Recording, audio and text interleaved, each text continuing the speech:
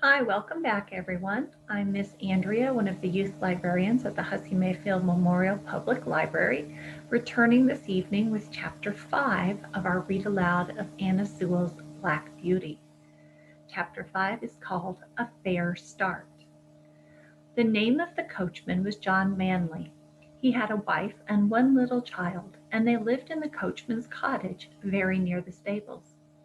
The next morning he took me into the yard and gave me a good grooming, and just as I was going into my box with my coat soft and bright, the squire came in to look at me and seemed pleased. Now the squire is the man who owns Birtwick Park, so he owns Black Beauty now.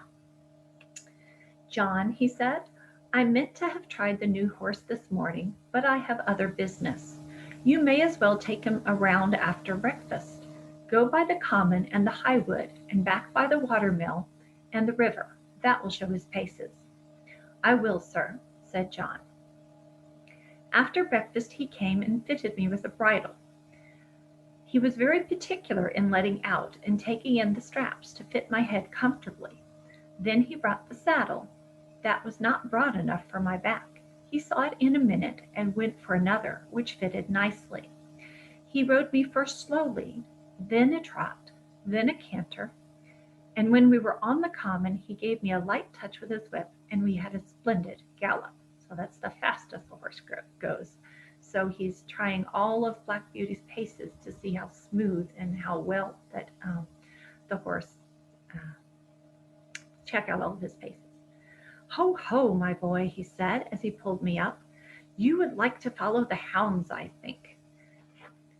As we came back through the park, we met the squire and Mrs. Gordon walking. They stopped, and John jumped off. Well, John, how does he go? First rate, sir, answered John. He is as fleet as a deer. He's very fast, and has a fine spirit, too. But the lightest touch of the rein will guide him.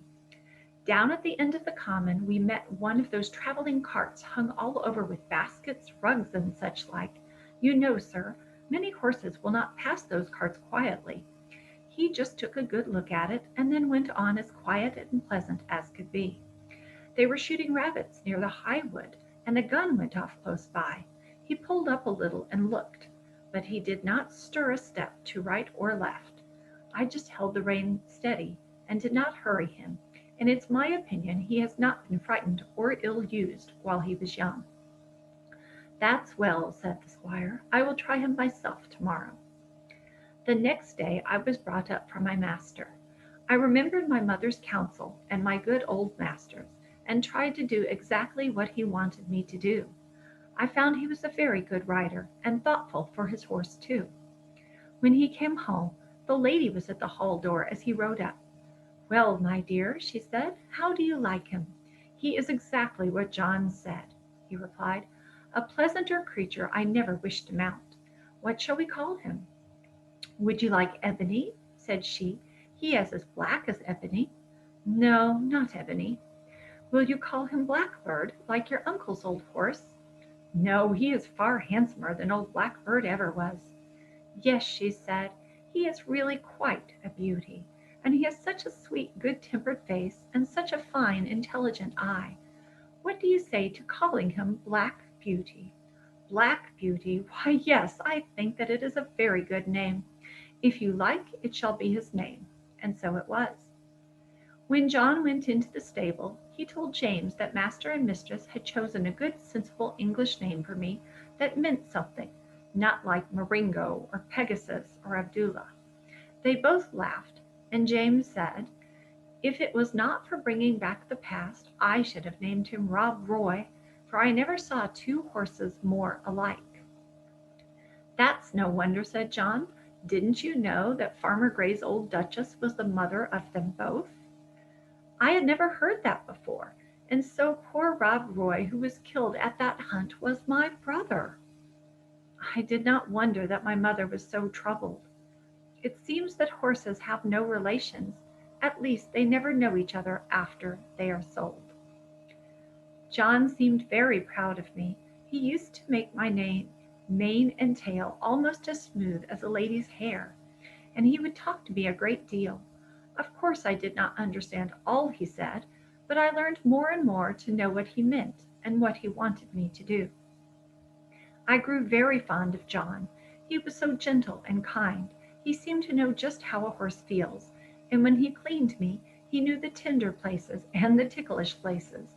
When he brushed my head, he went as carefully over my eyes as if they were his own, and never stirred up any ill temper.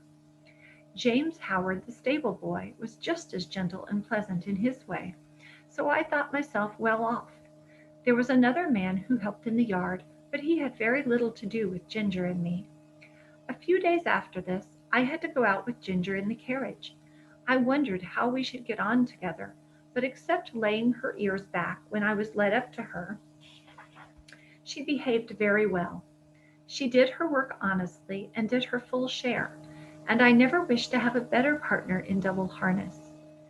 When we came to a hill, instead of slackening her pace, she would throw her weight right into the collar and pull away straight up. We had both the same sort of courage at our work, and John had oftener to hold us in than to urge us forward. He never had to use the whip with either of us. Then our paces were much the same, and I found it very easy to keep step with her when trotting, which made it pleasant, and Master always liked it when we kept step well, and so did John. After we had been out 2 or 3 times together, we grew quite friendly and sociable, which made me feel very much at home. As for Merrylegs, he and I soon became great friends. He was such a cheerful, plucky, good-tempered little fellow that he was a favorite with everyone, and especially with Miss Jessie and Flora, who used to ride him about in the orchard and have fine games with him and their little dog Frisky. Our master had 2 other horses that stood in another stable. One was Justice, a roan cob, used for riding or for the luggage cart, and the other was an old brown hunter named Sir Oliver. He was past work now, but he was a great favorite with the master, who gave him the run of the park. He sometimes did a little light carting on the estate, or carried one of the young ladies when they rode out with their father, for he was very gentle, and could be trusted with a child as well as Merrylegs. The cob was a strong, well-made, good-tempered horse, and we sometimes had a little chat in the paddock, but of course I could not be so intimate with him as with Ginger, who stood in the same stable. That's it for chapter 5 tonight. We'll be back tomorrow with chapter 6. Thank you for joining us. Good night.